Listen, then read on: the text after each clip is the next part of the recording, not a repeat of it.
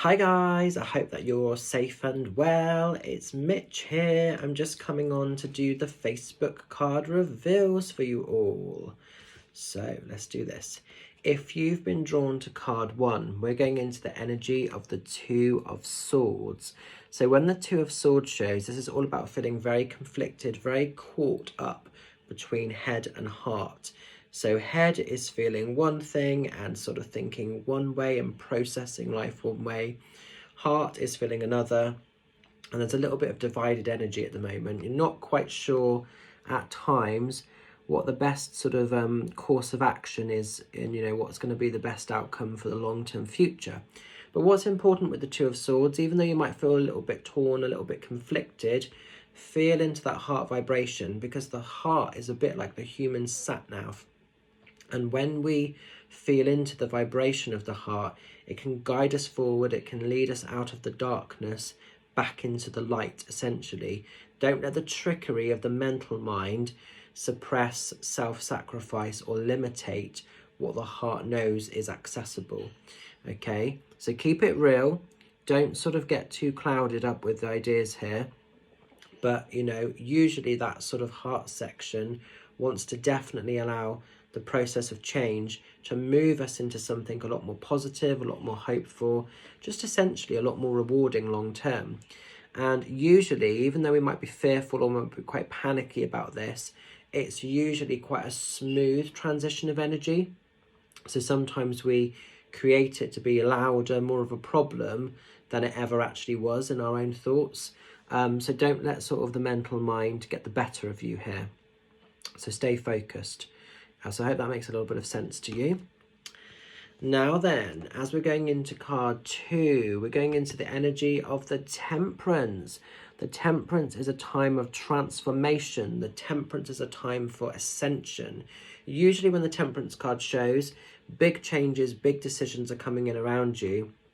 This is a time of spiritual awakening. This is a time for really stripping back the limitations, the suppressions, the conditioning systems of life.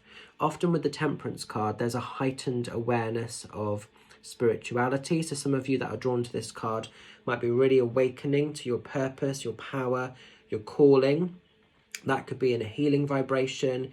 It could be like direct linking with spirit, mediumship, or psychic work. It could also be in terms of witchcraft or druidry. There could be some of that energy going on.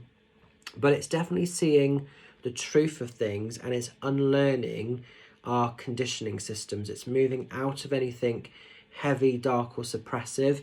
And there's a real magic to be obtained here. This is also being brave enough to sort of be unique and at one with yourself. There's a real sort of feeling with this card of holding or establishing a deeper bond, a deeper connection with your own eternal spirit. That comes in quite strong. There is a little bit of uncertainty. There is the cups here back and forth with the water. So again, there's a little bit of like, slight confusion, slight wariness. But the big wings that this sort of angel has can just essentially sort of set you free, can lift you out of something restrictive. These wings have massive wingspan, so you can just fly.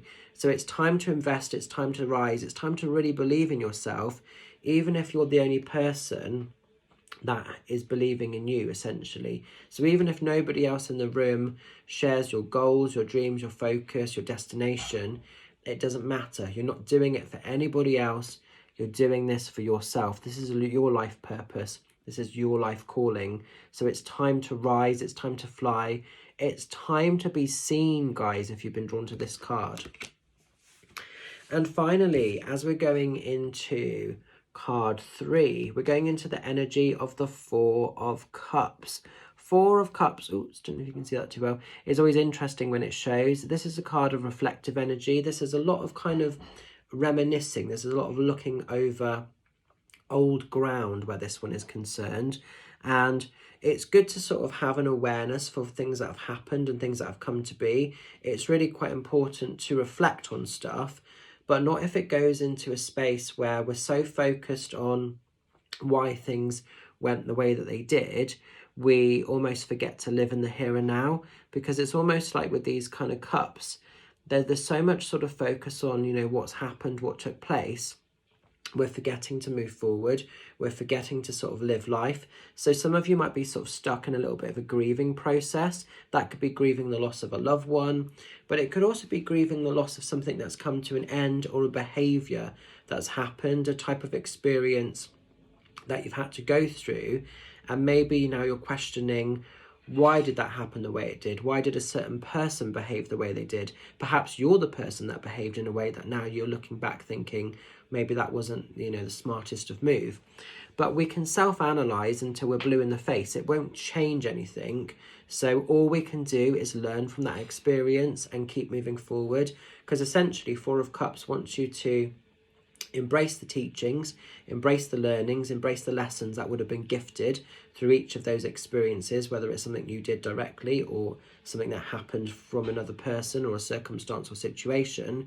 But it wants you to rise, it wants you to move forward. So again, we've got this gargoyle with the wings out. They're ready to just excel, they're ready to just fly. And keep moving forward. Receive the opportunities, receive those energies that come in, those collaborations, those experiences that the universe wants for you. Give yourself permission to receive those. Don't be too cautious, don't be too wary. You're actually entitled to have the best of what this world wants to present and wants to offer. And sometimes, because we've been let down and we've been hurt in the past, there can be like a guarded or wariness with this card. Like, we sometimes want something, but we're fearful that history might repeat itself. Don't punish new energies in your life from past predecessors. That's really important with this. So I'm going to leave these cards with you. I hope they make a little bit of sense. Stay safe, stay well, stay fabulous. Have a fantastic week ahead. And I will look forward to connecting and catching up with some of you lovelies on Facebook and Zoom and the various events that we've got going on this month. It's fabulous. So love and blessings. Take care. Don't get swept or blown away by the elements tonight. It's been very sort of windy and very sort of wet out there. And I'll see you all soon. Bye for now.